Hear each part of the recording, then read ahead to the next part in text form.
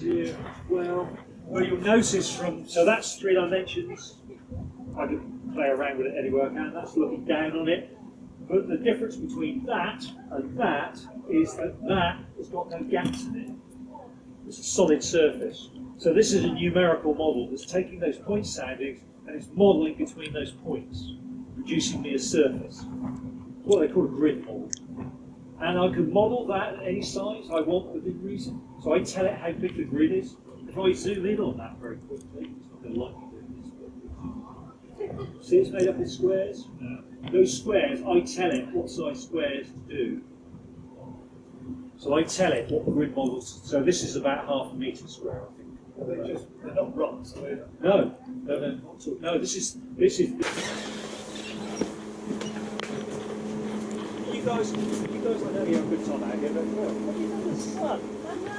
Really nice to see. It's quite fulfilling, yeah. Got a nice spice to it.